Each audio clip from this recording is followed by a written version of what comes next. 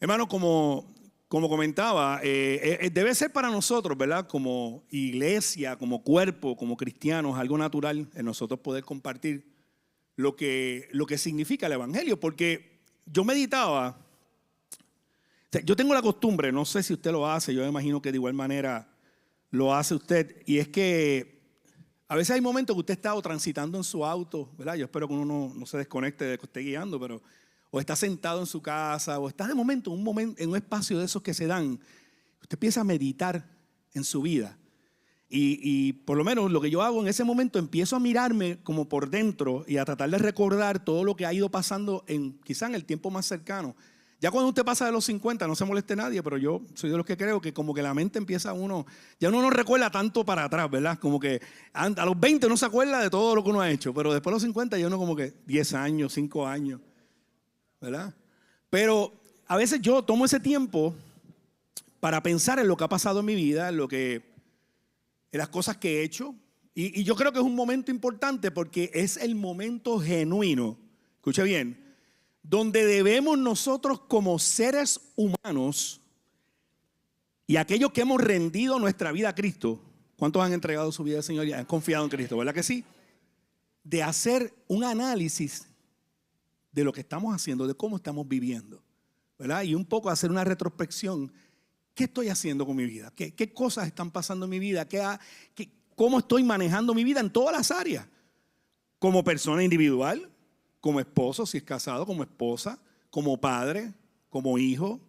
En mi caso, como abuelo, que es una de las cosas que más disfruto. Ahora mismo acabo de hace 22 minutos más o menos de abrazar al nieto mío más pequeño. 1 año y creo que 1 semana cumplió ahora. Y llegó de viaje y yo esperé y antes de irme a venir para acá dije, no, yo tengo que cogerlo y abrazarlo antes que me vaya para allá. Eso es una bendición, ¿verdad que sí? Y uno empieza a meditar, yo por lo menos empiezo a meditar en todas las cosas que han pasado y en cómo yo debo actuar para vivir una vida conforme a lo que Dios espera de mí. Ahora, parecería que esto es una tarea fácil. Y quizá usted donde está sentado me mire y dice, pero cualquiera dice eso no es así de sencillo. No es sencillo. No es sencillo porque trata de nosotros negarnos, o sea, de nosotros comenzar a luchar contra aquello que sabemos que no es lo natural en nosotros. ¿Me explico? Nosotros humanamente fuimos creados con una intención de parte de Dios, ¿verdad que sí? Pero en el huerto del Edén, y no vamos a entrar en detalle, sabemos que la historia cambió y el pecado entró en el hombre. Y desde ese momento vivimos vidas realmente en nuestro interior que buscan ir en contra de lo que Dios ha establecido para el hombre. ¿Cierto o falso? ¿Verdad que sí? Y usted y yo, nadie está exento, tenga usted 1 día de nacido o tenga 100 y pico de años de vida. Nadie está exento. Vivimos eso todos los días de nuestra vida. Por eso es que yo nunca he visto a nadie que suba a un altar a predicar o a decir algo con alas. Porque nadie es ángel, ¿verdad? Aquí todos estamos en el mismo lugar. La diferencia está en que hay algunos,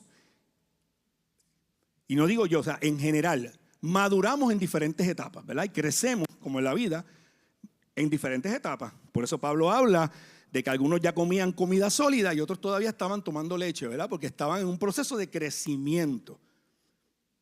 Y esto es importante entenderlo, hermanos, todavía, y voy a entrar ya mismo al texto. Esto es importante entenderlo porque yo pienso que a veces cuando no estamos claros de este proceso, entra una ansiedad en nuestra vida. Y llegamos al punto de compararnos con otras personas de una forma negativa. Por ejemplo, yo recuerdo, voy a usarme de ejemplo, me encanta yo usar mi propia vida porque es lo mejor, ¿verdad? Cuando yo vine por primera vez a la iglesia y me encontré con el Señor por primera vez fue hace chuculún. Y yo recuerdo que de ese primer amor, ¿verdad? Que uno viene y de momento yo miraba a todas esas personas a mi alrededor y los veía en una etapa de su vida tan productiva, tan fructífera. Yo quería estar mañana ahí. Quería estar en ese mismo lugar, sentir lo mismo, vivir lo mismo, hacer lo mismo. Y eso me provocaba mucha ansiedad, porque no entendía que había un proceso que tenía que ocurrir entre Dios y yo para que Dios tratara con mi vida. No era algo mágico como, y me disculpan con mucho respeto, ¿verdad? Uno escucha de todo, y no juzgo, habrá quien, pero he escuchado personas que pues, quizás en su misericordia Dios lo hizo de un día para otro, amén. Pero yo soy de los que creo, honestamente, que es un proceso donde uno va creciendo y tú vas comprendiendo. Volvemos, si abres tu corazón a Dios y si eres honesto con el Señor. Es como esa expresión que muchos usamos, no sé si te ha pasado, que uno dice, mira, estás en una conversación y tú dices, de verdad, te voy a ser bien honesto.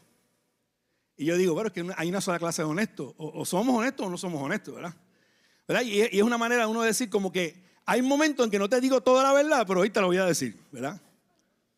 Con el Señor usted y yo no podemos hacer eso, porque Dios lo conoce todo. Y aunque usted y yo pensemos que estamos diciéndole al Señor en ese momento de intimidad, Señor, te voy a hacer ahora bien honesto, ya Dios lo conocía desde el inicio. Así que cuando nosotros nos damos la oportunidad de ese proceso y de nosotros comprender que es un caminar desde el día que Dios te señaló y te escogió y te trajo a Él, Él te tomó con la garantía de que iba a cuidar de ti hasta el fin. ¿Cuántos dicen amén? Y si usted y yo le creemos a Él, entonces debemos creer de igual manera en el proceso que Él tiene con nosotros para llevarnos en ese camino. Y vuelvo al punto. Entonces vamos comprendiendo que en ese caminar nos vamos mirando internamente, nos vamos viendo en nuestro alrededor, nuestra vida, y comenzamos a analizar y evaluar cómo estamos viviendo como hombres y mujeres de Dios. Más allá de la imagen, más allá de ese estereotipo que se crea de la persona seria, ¿no? La realidad de tu vida. ¿Quién eres tú?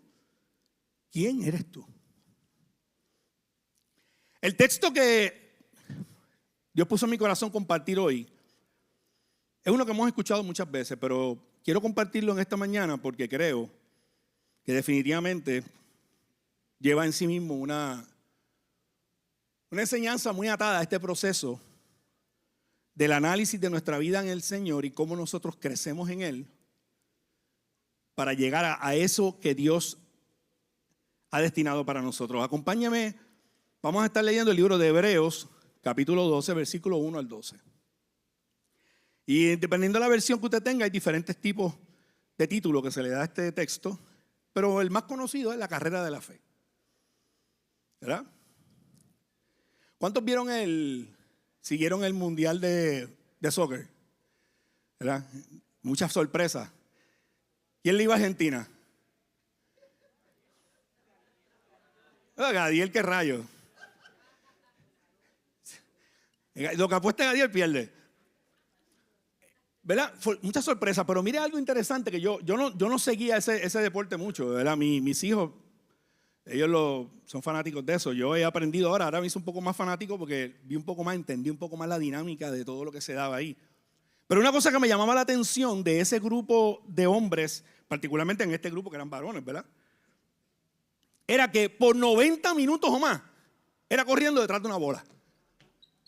¿Verdad? Y tú veías a esa persona, corre. Y yo acá decía, wow, o sea, físicamente el agotamiento. ¿Qué usted piensa que hay detrás de esa persona para llegar a esa condición? Preparación, pasión, pero preparación, ¿verdad que sí? Hay una condición que ellos tienen que desarrollar, hermano, porque me das tú la bola, me pones ahí en 3 minutos a atacar el corazón full. Obligado, me sacan en una camilla, pero de seguro. Y de ahí quizás para el velorio, porque yo no puedo. Bueno, ellos mismos, yo veía que a esos muchachos jóvenes, 20 y pico de años, 30, con un calambre, se tiraban al piso y decía, bendito sea el Señor. Gracias, varón. Gracias. Venían y se tiraban al piso con un calambre. Yo decía, wow, es que no hay manera, no hay forma de uno poder estar 90 y más. No, y cuando le daban esos 30 minutos adicionales, usted decía, ya estamos hablando de 2 horas. Es increíble, ¿verdad? Nada distante a la carrera de la fe. El día que usted decidió o vino y sus ojos fueron abiertos a la verdad del Evangelio y Cristo comenzó o usted reconoció la soberanía de Cristo en su vida como su Rey y Señor, desde ese día la carrera comenzó. Y es una carrera que nunca va a terminar. Hasta el momento que Él venga por nosotros, ¿verdad? Usted parta de este espacio terrenal donde estamos en este globo. Según dijeron y dicen, ¿verdad? Los científicos, estamos encerrados. Así que este grupo de jugadores de este deporte, como podemos hablar de muchos más, tuvieron que haber dedicado mucho tiempo de preparación, de sacrificio, de entrega, de corrección, de formación. Yo recuerdo, yo jugué baloncesto cuando chiquito. Sí, pelota fui malo. Mira, la única vez que yo cogí un bate en pelota, me acuerdo cómo era, aquí hay expertos en pelota, ¿verdad? Los expertos escuchan y me juzgan si dije algo cierto o no. Yo me paré en el home, primera vez que me daban el bate. Y yo estoy así, y yo veo que todo el mundo empieza a irse. Y yo me acuerdo, no se me olvida jamás, yo tenía que tener como 11 años, 12 años. Y yo me quedo, y viene el coach, se me acerca y me dice, vente, vámonos, que ya perdimos. Y yo, ¿cómo que perdimos? 17-0, knockout. Yo iba, me tocaba el turno, pero qué rayos, no llegué ni a mirar la bola. Sin embargo, recuerdo que en el baloncesto yo tuve un entrenador que fue, de hecho, codirigente de los Vaqueros de Bayamón. Vaqueros de Bayamón. ¿Dónde están los capitanes? Todavía hay vida y esperanza. Dice que mientras hay vida hay esperanza, así que... Miguelito Mercado. Y me decía siempre, para aquella edad que yo tenía, en aquel momento mío, era alto para la edad. Y pues estaba abajo, jugando en el palo allí. Y él me decía, cuando vayas a tirar, fake al tiro. O sea, el fake, ¿verdad? Porque yo tiraba rápido y cogía tapones. Y yo me molestaba porque él me lo corregía, él me lo gritaba, él a veces me llamaba y me alaba y me decía, tienes que hacerlo así, qué sé yo qué. Y yo me molestaba y no entendía por qué. Porque estaba tratando de formar en mí algo que no tenía. De la misma forma pasa en nuestra vida cristiana. Dios trata con nosotros y lo vamos a ver en el texto ahora, donde Él forma en nosotros el carácter de Cristo a través de las experiencias de nuestra vida, sean unas que nos agraden o quizás no. Vamos a comenzar a leer el libro, este texto en hebreo, y poco a poco vamos a ir rompiendo, ¿verdad?, lo que aquí el escritor de Hebreos nos quiere traer a través de esta carta. Dice Hebreos 12. Por tanto, también nosotros estamos rodeados de una nube tan grande de testigos. Estoy leyendo la versión Nueva Internacional. Despojémonos de todo peso y del pecado que nos asedia y corramos con perseverancia la carrera que tenemos por delante. Fijemos la mirada en Jesús, el iniciador y perfeccionador de nuestra fe, quien por el gozo que le esperaba soportó la cruz, menospreciando la vergüenza que ella significaba. Y ahora está sentado a la derecha del trono de Dios. Así pues, consideren a aquel que perseveró frente a tanta oposición por parte de los pecadores, para que no se cansen ni pierdan el ánimo. Note cómo el escritor de Hebreos comienza. Dice que usted y yo estamos rodeados de una nube ¿de qué? De testigos. Y mira lo interesante, cuando usted va al original de este texto y cuando leemos así, ¿verdad?, de primera instancia, pensamos que únicamente los testigos que hace referencia al escritor es los que están aquí presentes. Pero en realidad lo que él hace mención, teníamos que ir al capítulo 11, los últimos versos del capítulo 11, para entender que el escritor, hablándole al pueblo judío, le dice: estoy hablando de aquellos que precedieron tu vida, que estuvieron antes que tú, y que fueron de la fe y te dieron un ejemplo. Yo sé que usted puede hoy citar personas en su familia que amaron al Señor y que fueron ejemplo para usted y que usted sigue hoy. ¿Cuántos lo pueden hacer? Esos son los testigos que aquí el escritor está hablando. Gente que usted puede señalar: mi abuelo, mi abuela, mi padre, mi hermano, mi tía. Alguien que en mi vida fue ejemplo para mí y que yo puedo mirar atrás y ver que esa persona dejó para mí una marca para seguir en mi vida cristiana. Ahora, ese testigo quizás no vive, pero tenemos otros que nos rodean hoy. Mira a su lado. Esa nube, que cuando usted habla de una nube, ¿qué usted habla? Gran cantidad, ¿verdad que sí? Cuando usted dice, viene esa nube inmensa de lluvia, usted dice, lo que viene es, mi esposa dice que allá en Utuado le dicen ajamao, se ajamó, ¿verdad?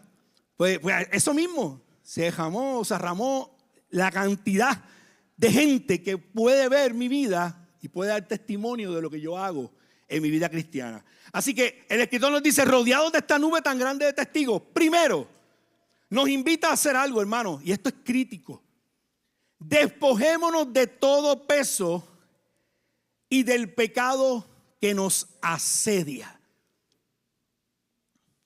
Vamos otra vez al ejemplo del juego de fútbol. Imagínense la misma escena, el mismo juego. Para ponerle interesante, el último juego, que fue Argentina y España, ¿verdad? Ahora vamos a imaginarnos esos jugadores saliendo al campo a jugar con un backpack de 200 libras encima. Le pregunto, ¿podría haber alguno de los jugadores hecho un gol? ¿Usted cree que es posible?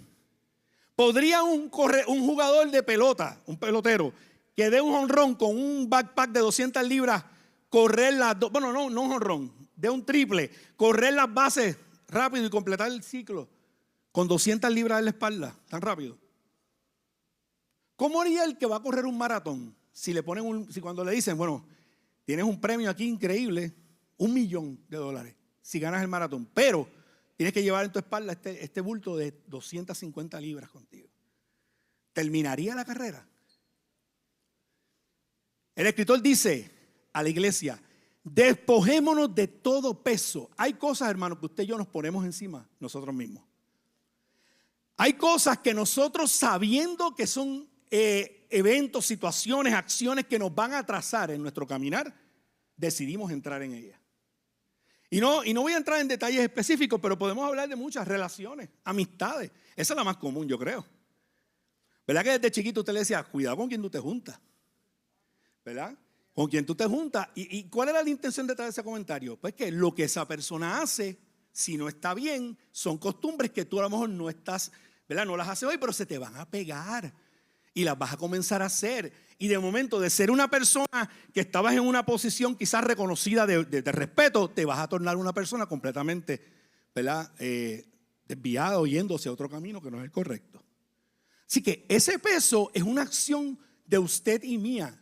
No es el Señor el que nos va a quitar el peso. Dice, tú despójate de ese peso. Cristo pagó el precio de mi pecado. Y yo creo que esa es la verdad más importante de reconocer. Porque si yo cuando vengo a Cristo entiendo que el día que Cristo fue a la cruz murió por mí, y que cuando yo abrí mis ojos a la verdad del evangelio y dije, acepto a Cristo como mi Señor, Él tomó mis pecados y me perdonó. Ya Él pagó el precio de mi libertad. Eso nadie me lo va a robar. Sin embargo, para yo vivir una vida que traiga honra a Él, tengo que quitarme el peso que me estorba en la carrera. Te lo dan un aplauso al Señor en esta mañana. Es una acción totalmente individual. Es importante que podamos entender esto, porque si no, hermanos, no vamos a caminar, no vamos a correr correctamente la carrera. Y esto es algo diario. Esto es un análisis diario. Esto no conlleva que usted tenga 30 años en el evangelio, ni un mes. Esto conlleva de una decisión genuina del corazón y de nuestra voluntad. Esto lo que determina es que usted, el día que vino a Cristo, entendió el valor del sacrificio de Dios en la cruz por usted y decidió vivir una vida que honre a Dios. No para ganar nada, porque es que no hay nada. Hermano, ¿qué más podemos obtener nosotros que el valor de la salvación? Para mí, como dice Gadiel, lo demás es frosty. ¿Verdad que sí? O sea, si tengo un buen trabajo, gloria a Dios que me dio un buen trabajo. Si tengo un carro gloria a Dios que me dio un carro. Y si no lo tengo, también. Si tengo salud, qué bueno, gloria a Dios. Hermano, pero cuando hablamos de la salvación, eso es algo que usted y yo nunca íbamos a poder nosotros lograr por nosotros mismos. tenía que haber ido un cordero perfecto al sacrificio para pagar el precio de lo que yo hice. Y ese fue Cristo. Y Cristo, en la historia como lo conocemos, decidió pagar ese precio por ti y por mí. Así que ya todo eso está, como dice la palabra, anulado lo que era ese voto o esa decisión de culpabilidad sobre nosotros y puesta sobre nosotros la inocencia. Caminemos entonces la carrera de la fe o corramos la carrera de la fe convencidos de que ya ese precio se pagó. Ahora, ¿qué me toca a mí hacer? Y esto es lo que yo quiero que nos llevemos en esta mañana. ¿Qué me toca a mí hacer, hermano? Hay una acción que usted y yo tenemos que tomar. No podemos esperar que nuestra vida cristiana sea fructífera, sea una vida de bendición, sea una vida llena de cosas buenas solamente porque nos sentamos a esperar por lo que Dios nos dé. También hay una acción que usted y yo tenemos que tomar. ¿De qué cosas yo me tengo que alejar hoy? ¿Qué cosas yo me tengo que negar a hacer hoy que estoy haciendo que no debo hacer? Que me llevan a vivir una vida lejos de Dios, que traen confusión a mi vida. Ese es el peso que aquí el escritor está diciéndole a la iglesia en ese momento de la historia. Nada distinto. Vivían experiencias como la que usted y yo vivimos hoy. Vivían retos culturales que los ponían en situaciones. Estaban siendo afectados e impactados por el reino romano. Habían acciones, actitudes, prácticas que ellos no conocían, que se estaban exponiendo y estaban confundidos.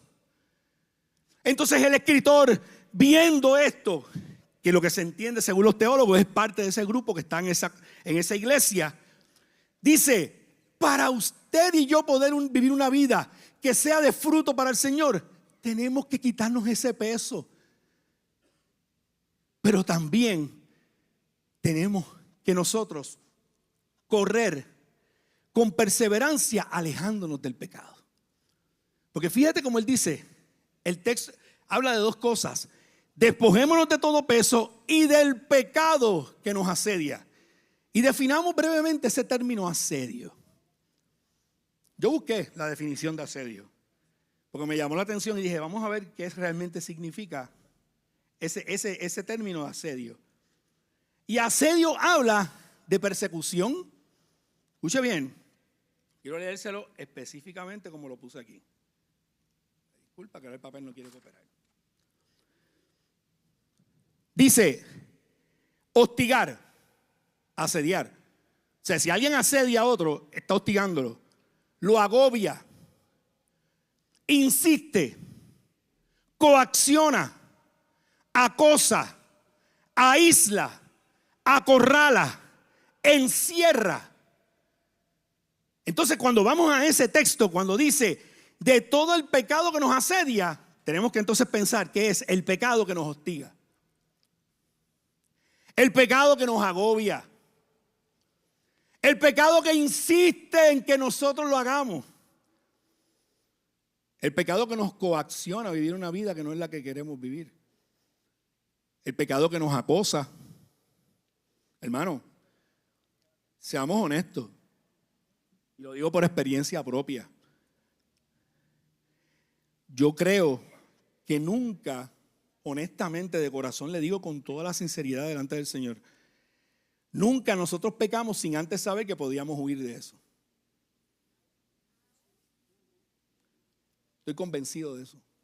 Nunca nosotros pecamos sin antes saber que teníamos la salida de ese pecado. Lo que ocurre es que, como habla también la palabra, nuestra propia concupiscencia, esa naturaleza pecaminosa en el corazón nuestro, a veces nos domina, ¿verdad? Y nos seduce. Y corremos hacia eso, que de momento nos presenta una alternativa mejor, aparentemente, y terminamos errando en el caminar. Ese pecado que dice él que nos asedia es el pecado que nos acosa, que nos aísla. ¿Cuántas veces, y no tiene que usted decir nada, pero es la realidad, cuántas veces hemos pecado y lo primero que sentimos es que nos sentimos lejos de Dios, ¿verdad que sí? Nos aísla. Y te pone en un lugar donde te dice, viste que ya fallaste. Lo intentaste, pero ¿para qué sigues intentándolo? Si mira, vuelves al mismo lugar.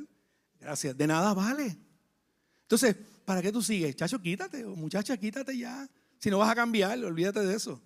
Y comienza eso a trabajar en nuestra mente para alejarnos de Dios. Gracias, Javi. El coco me está sudando, ¿verdad? Sí. Y después la cámara no enfoca bien. El autofocus no funciona por el brillo. Que no me puse polvo hoy. Nos acorrala y nos encierra. Así que el escritor nos está diciendo a través de este texto, ten cuidado con ese pecado que hoy está causando esto en tu vida. Y hermano, la intención de esto no es acusarnos, es hacernos mirarnos en el interior. Y que nosotros podamos mirarnos adentro, porque todos estamos en la misma posición. Aquí nadie está en un lugar de preeminencia o privilegio, porque el único que realmente tiene algún privilegio aquí es Cristo. Usted y yo tenemos por gracia, escuche bien, por gracia la bendición de saber que si usted vino a Cristo, ya ese pecado fue perdonado. Y que usted puede hoy, tornar su mirada al Señor y encontrará misericordia y gracia. Que usted puede hoy tornar su mirada a Cristo y encontrará perdón y salvación. Porque Cristo pagó por eso. Así que el escritor aquí no está diciéndole nada a la iglesia que no era posible y menos a nosotros. Lo que falta es que nosotros tomemos la decisión. Dice, continuando, fijemos la mirada en Jesús, el iniciador y perfeccionador de nuestra fe. Es que no hay otro a quien mirar. Si usted mira a otro humano como usted, puede ser ejemplo, pero puede fallar también. Es por eso que hoy grandes iglesias se han destruido. Porque han creado de su pastor, y volvemos, lo estoy dando con mucho respeto, amo y respeto grandemente a nuestros pastores, pero yo estoy seguro que ellos van a estar de acuerdo conmigo. Todos somos humanos y estamos en el mismo lugar. Ellos tienen sí un peso de responsabilidad de ser ejemplo para nosotros, pero siguen siendo vidas también que junto con nosotros van en el mismo caminar. Pero iglesias que se sustentaron en la imagen de ese pastor y de momento ese pastor humano, con la misma capacidad de pecar que cualquier otro, cometió el más grave error y todo se destruyó. ¿Por qué? No estoy diciendo que todos lo hayan hecho así, pero muchas veces porque en vez de fijar nuestra mirada en aquel que pagó el precio por nosotros en la cruz, el único que fue perfecto en todo, el único que nos puede garantizar el rescate, el apoyo, el cuidado, el sustento, la compañía en el momento de necesidad. El único, dale un aplauso al Señor, si se lo va a dar, se lo da fuerte porque es para Dios.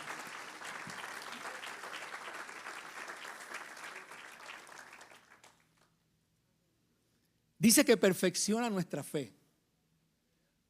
El Señor perfecciona nuestra fe. Hermano, este texto, y yo sé que por el tiempo no voy a poder llegar a cubrirlo todo, quería, pero yo sé que es un texto extenso, pero quiero realmente compartir lo que está en mi corazón.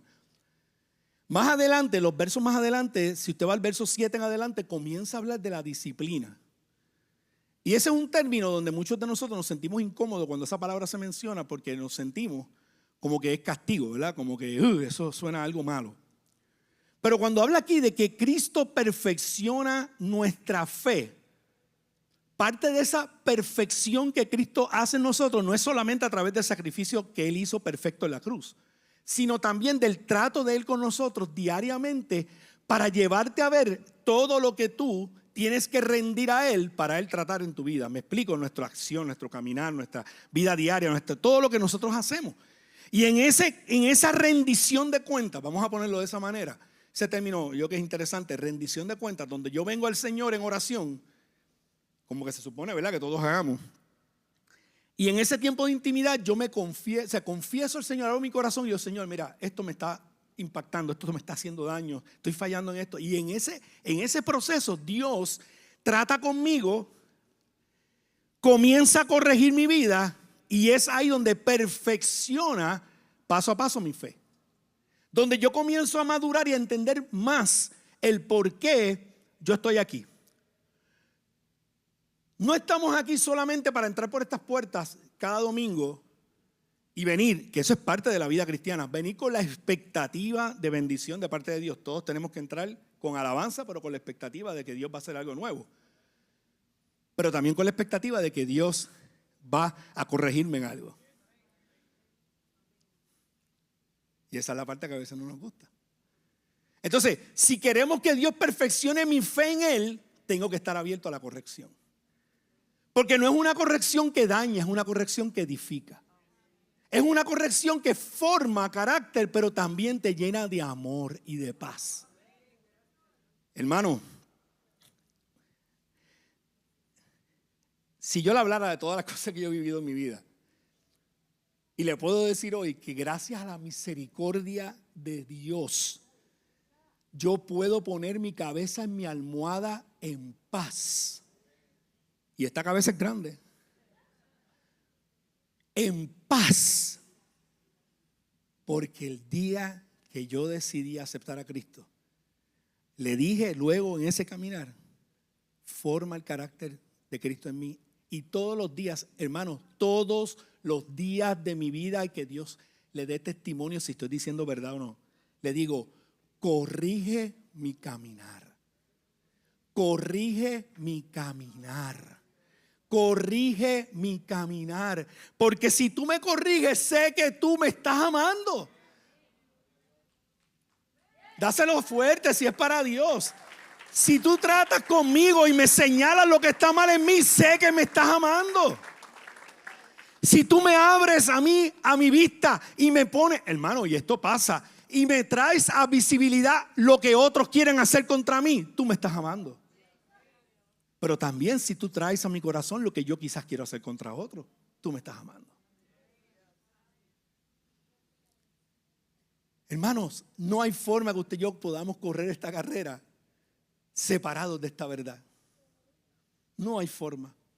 Este Cristo que perfecciona nuestra fe dice que por el gozo que le esperaba, el gozo no solamente de llegar al trono al lado del Padre, sino el gozo de haber pagado el precio del pecado por una humanidad que iba a ser salva gracias a Él. Dice que por ese gozo que le esperaba, soportó la cruz. Y hermano, cuando hablamos de la cruz, miren, siempre que toco ese tema digo lo mismo. Hay montones de películas que le muestran a usted, empezando por La Pasión de Cristo, excelente, que le hemos visto yo que todos, que le muestran los clavos, los golpes, los azotes, y lloramos, se nos salen las lágrimas, cogemos papel, servilleta, nos limpiamos usted sabe qué es, y toda la cosa. Porque pensamos que eso fue lo más fuerte que Cristo vivió.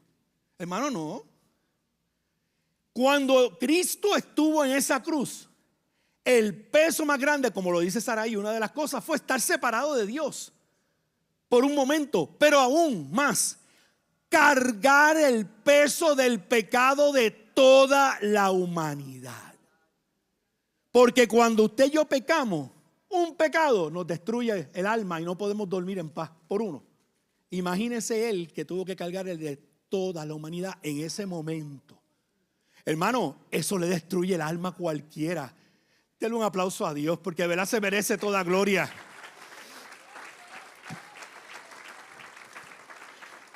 Soportó la cruz, dice el escritor, menospreciando la vergüenza que ella significaba, porque en ese momento histórico era el castigo más vergonzoso. Desnudo, abatido a golpes, desfigurado, menospreciado, hermano, humillado, porque recuerden que se le reconocía como el rey y él a sí mismo, pero ellos lo que hicieron fue mofarse de él, los soldados romanos y todos los que estuvieron envueltos en este proceso de la crucifixión. Vergüenza. Pero ahora, dice el escritor, está sentado a la derecha del trono de Dios y vive. Y Cristo vive. Y Cristo vive sentado a la diestra del Padre, esperando por ese momento donde vendrá a rescatar la iglesia y cada uno de nosotros, aquellos que hemos creído, sea que vivamos o que durmamos, seremos levantados junto con Él. Yo estoy loco porque ese momento llegue, hermanos, créanme. Dale un aplauso a Dios, se lo va a dar fuerte. Entonces el escritor cierra este texto aquí en el versículo 3 diciendo: así pues, consideren aquel que perseveró frente a tanta oposición por parte de los pecadores, para que no se cansen ni pierdan el ánimo. Para que no se cansen y pierdan el ánimo. No me conteste esta pregunta, no me la conteste. Déjeme secarme la calva.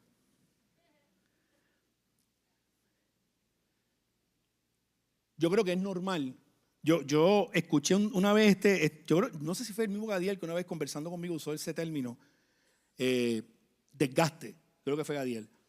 Estábamos hablando un día de la vida y conversábamos que nosotros como humanos en nuestro diario vivir, y yo creo que según el mundo avanza, por lo menos avanza desde la perspectiva de desarrollo y evolución humana, ¿verdad? En el proceso de las cosas que hacemos. Yo no creo que avanzamos mucho. Yo creo que es más lo que nos destruimos de lo que nos hacemos bien, pero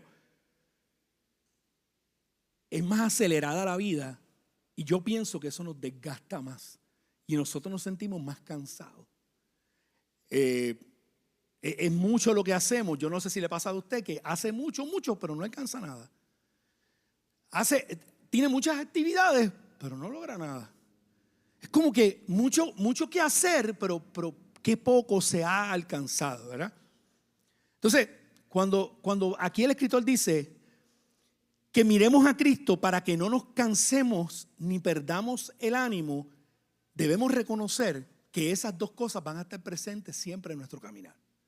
Va a haber cansancio, inevitablemente va a haber cansancio. Y va a haber momentos en que nuestro ánimo va a menguar. Pero ese es el momento en que tenemos que mirar a Cristo. Si hoy tú y yo nos sentimos cansados, y es totalmente válido, eso no es nada malo, eso es parte de la vida, somos humanos. Somos humanos y tenemos un tiempo de caducidad en esta vida humana, terrenal. Nos vamos a cansar. Y si en ese caminar hoy tú estás cansado, te sientes cansado o cansada, o tú sientes que tu ánimo ha desfallecido, te sientes hoy menos animado que ayer, entiende que eso es normal, eso no es nada malo.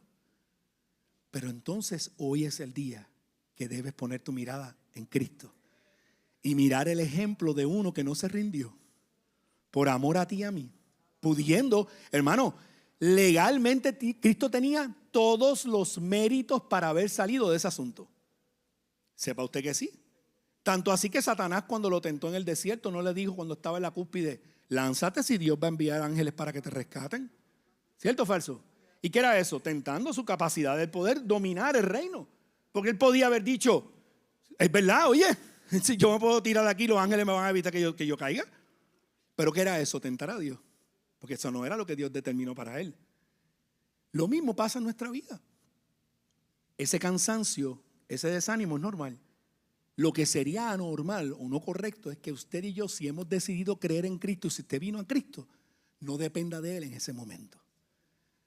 Así que la invitación del escritor es que usted, si está cansado y está desanimado, hoy venga al Señor, traiga al Señor su cansancio, traiga al Señor su desánimo, que Dios lo va a llenar con fuerzas nuevas.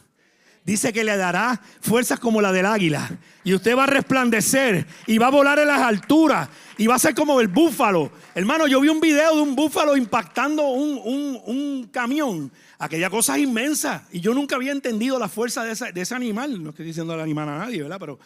Pero cuando él dice, y te daré las fuerzas del búfalo, es que ese animal tan potente, cuando el salmista escribe y usa el búfalo, es porque era la referencia que tenía, ¿verdad?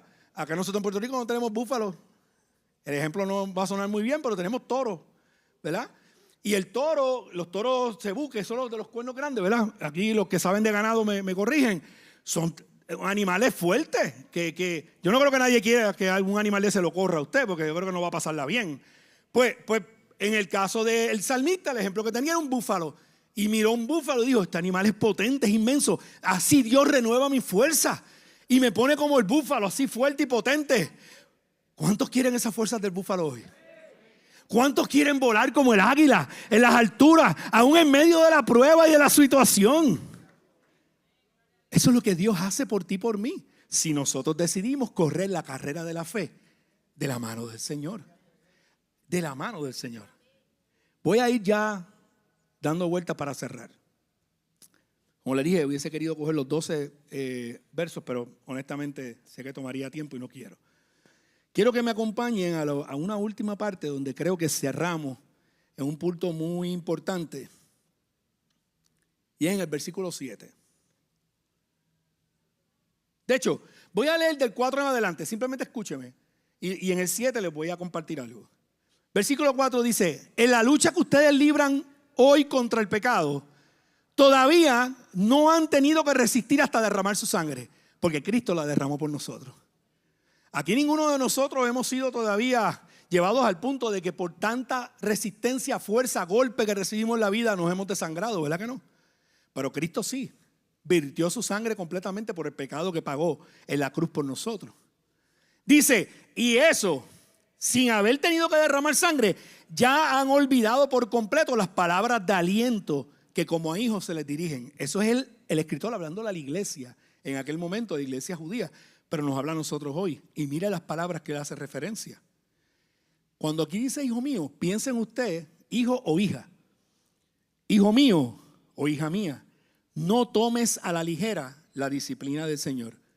No te desanimes cuando te reprenda, porque el Señor disciplina a los que ama y azota a los que recibe como hijo.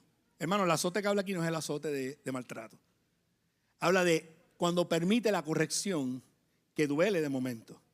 Yo recuerdo cuando yo tenía como 15 años, yo quería una vez salir con unos amigos míos, quería salir. Y mi mamá tenía un carro que ya me lo prestaba, yo tenía 16 años, yo tenía licencia ya. Pero no me dejaba usarlo mucho. Y ese día, por alguna razón, yo creo que era que íbamos a salir para un sitio y había unas chicas o algo de la cosa. Y yo estaba que quería ir.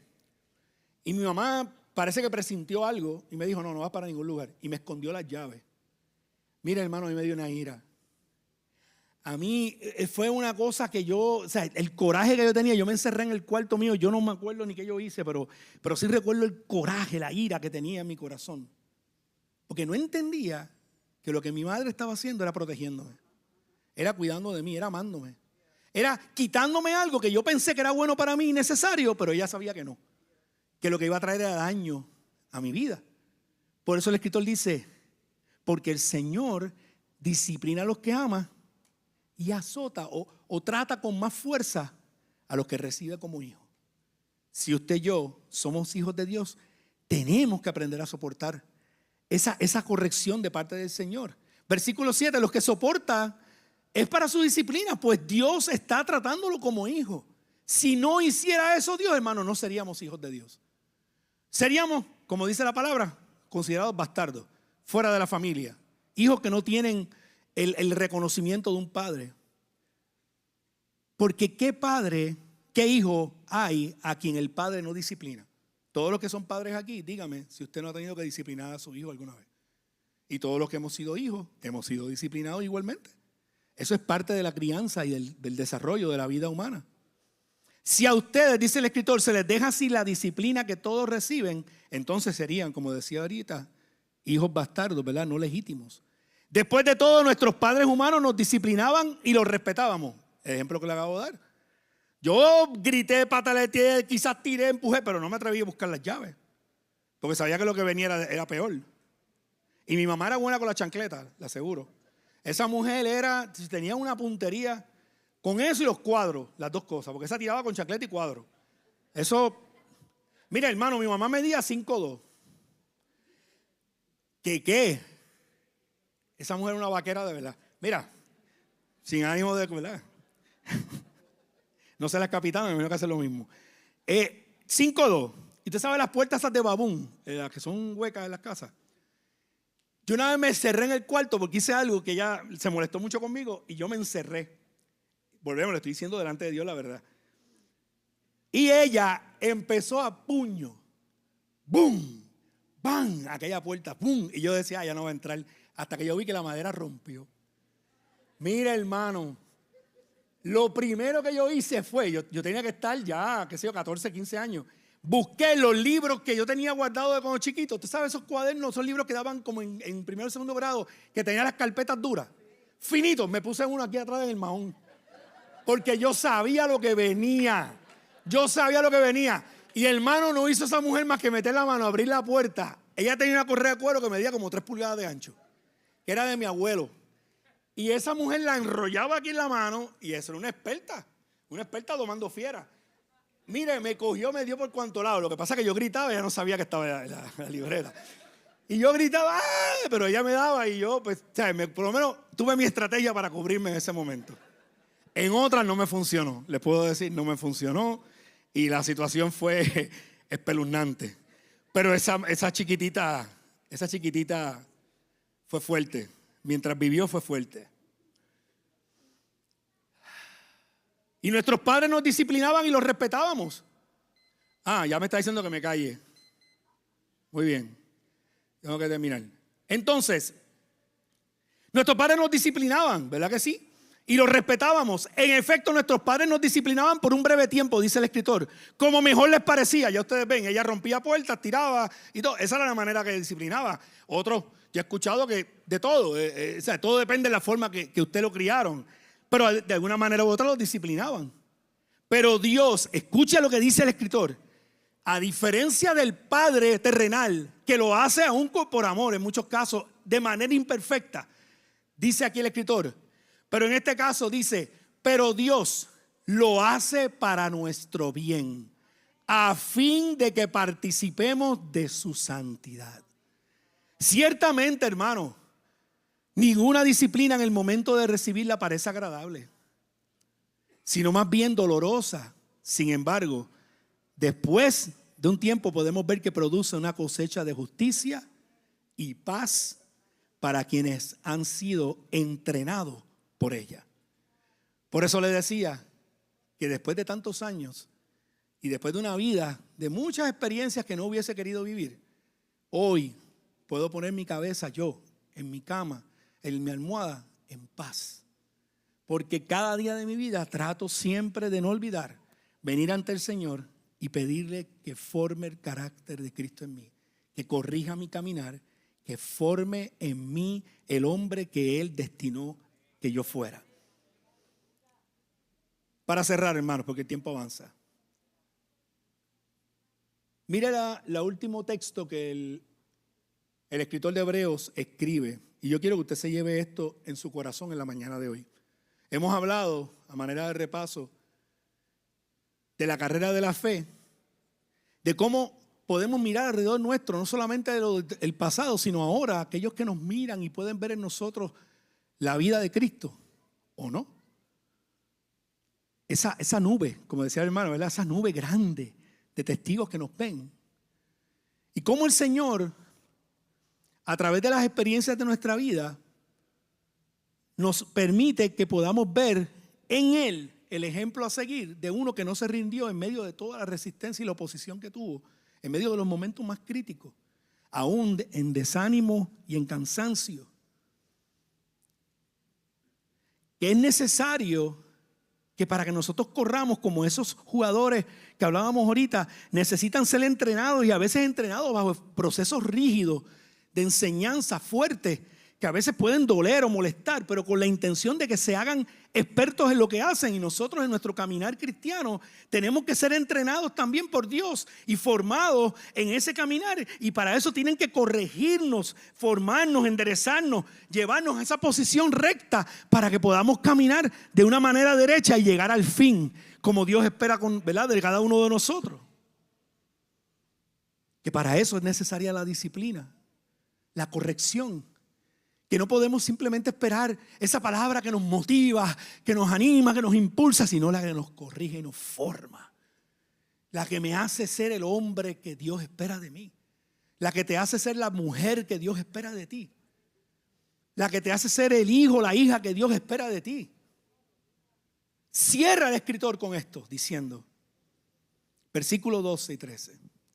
Por tanto, renueven las fuerzas de sus manos débiles y de sus rodillas temblorosas. Eso es una invitación directa, hermano, a ti y a mí. Por tanto, renueva hoy, no es mañana, hoy. Renueva hoy las fuerzas de tus manos que están debilitadas. Pídele a Dios hoy, Él te lo va a dar.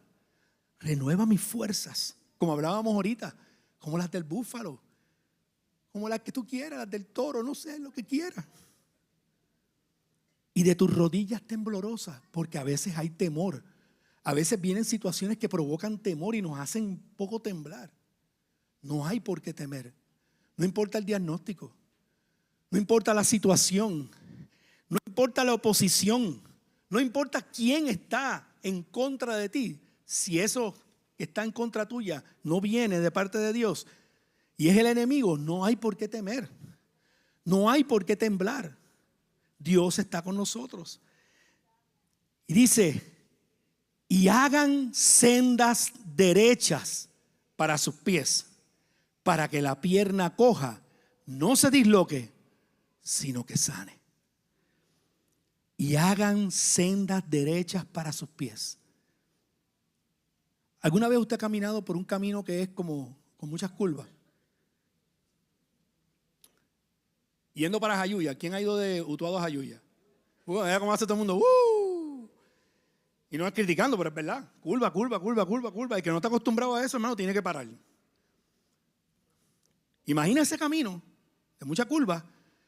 Dice aquí el escritor, hagan sendas derechas para sus pies. Si tu camino hoy es igual que ese, que no es un camino recto, que estamos de lado a lado, de curva a curva, de curva a curva, y todos hemos estado ahí y podemos caer ahí. El escritor dice, tu decisión, haz el camino derecho. Toma las decisiones correctas. Tómate de la mano del Señor. Deja que el Señor te guíe y te forme a Cristo en ti, para que hagas sendas derechas para tus pies y que esa pierna que está coja. ¿Cuántos alguna vez se han dado un golpe?